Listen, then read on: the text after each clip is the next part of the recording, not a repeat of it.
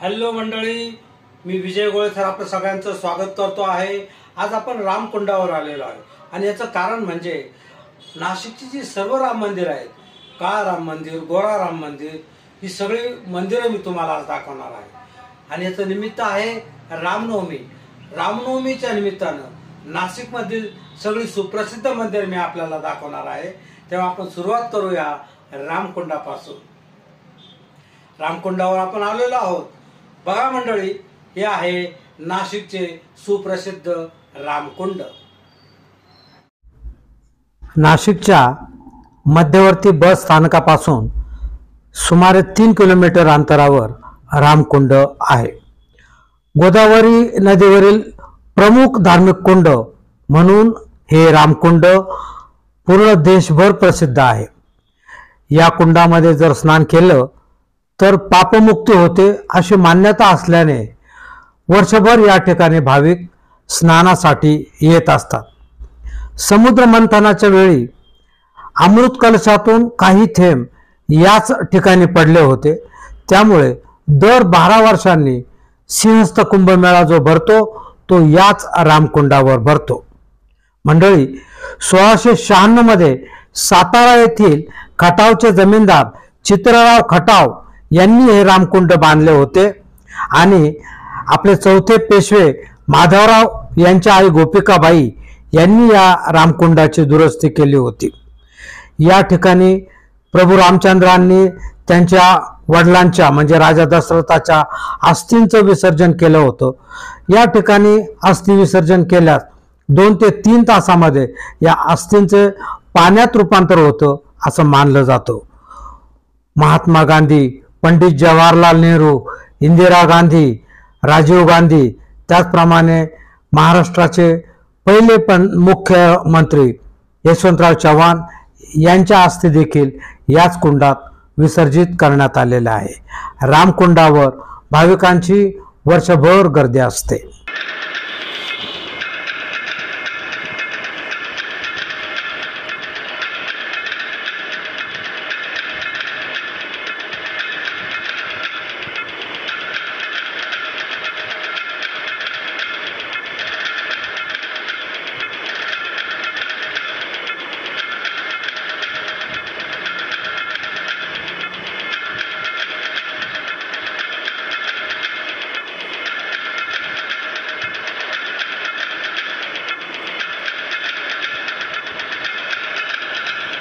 मंडळी, आता आपण आलेलो आहोत राम मंदिरात। हे नाशिकचं राम मंदिर फक्त सुप्रसिद्ध नाही तर जगप्रसिद्ध आहे आणि भारताचे पंतप्रधान नरेंद्रजी मोदी यांनी या काळा राम मंदिराला भेट दिल्यापासून तर हे खऱ्या अर्थाने जगप्रसिद्ध झाले आहे। पूर्वी या ठिकाणी भाविक जरा कमी संख्येने यायचे, परंतु आता मात्र हजारोच्या लाखोच्या संख्येने भाविक या ठिकाणी येतात आणि श्रीरामाचं दर्शन घेतात।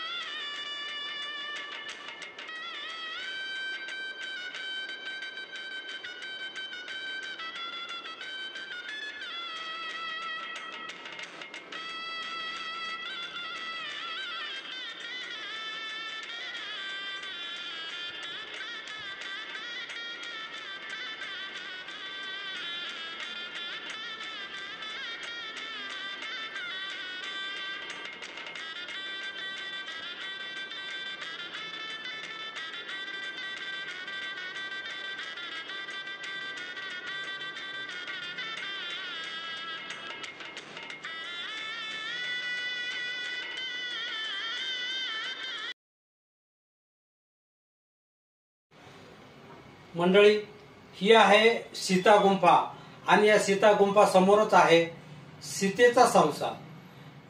नाशिकला येणारे प्रत्येक पर्यटक या सीता गुंफेला आणि सीतामाईच्या या संसाराला जरूर भेट देतात.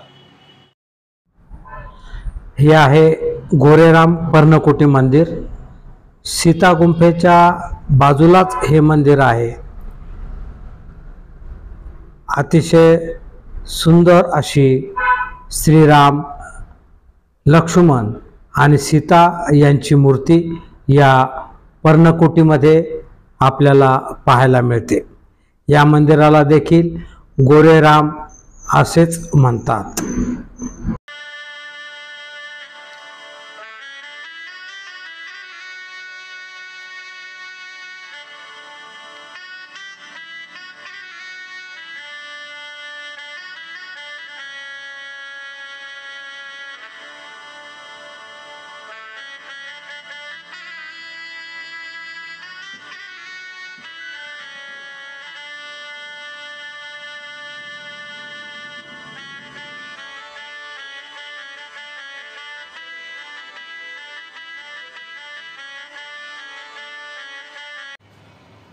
मंडळी, नाशिकमध्ये फक्त काळाराम मंदिरच प्रसिद्ध आहे असं नाही बरं का.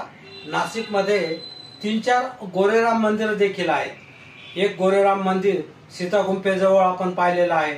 आता हे दुसरं जे गोरेराम मंदिर आहे ते राम मंदिराच्या उत्तर बाजूच्या जो दरवाजा आहे त्या गल्लीने आपण गेल्यानंतर आपल्याला पाहायला मिळतं.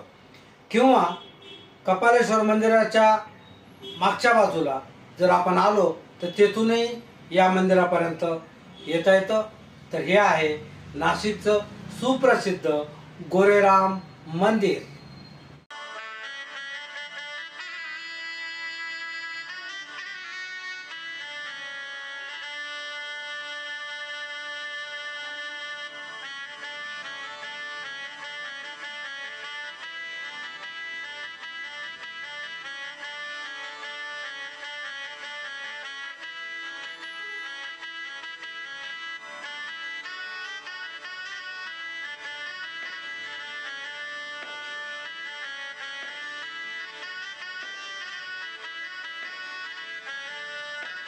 मंडळी, एक गोरेराम मंदिर आपण पाहिलं.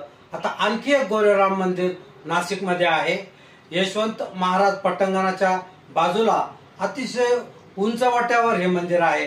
अनेक पायऱ्या चढून या मंदिरामध्ये आपल्याला प्रवेश मिळू शकतो.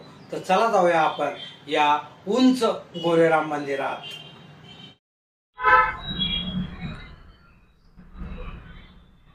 या प्राचीन गोरेराम मंदिराचं वैशिष्ट्य म्हणजे या ठिकाणी राम, लक्ष्मण, सीता यांच्याबरोबरच भरत आणि शत्रुघ्न यांच्या देखील प्रतिमा आपल्याला पाहायला मिळतात.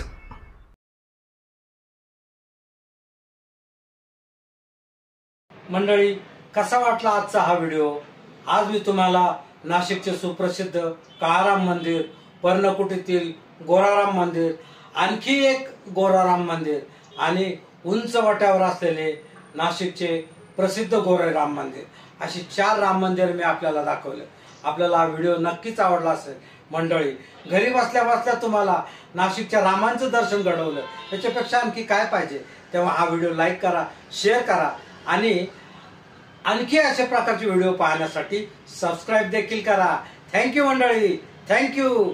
बोलो श्रीराम, बोलो जय श्रीराम.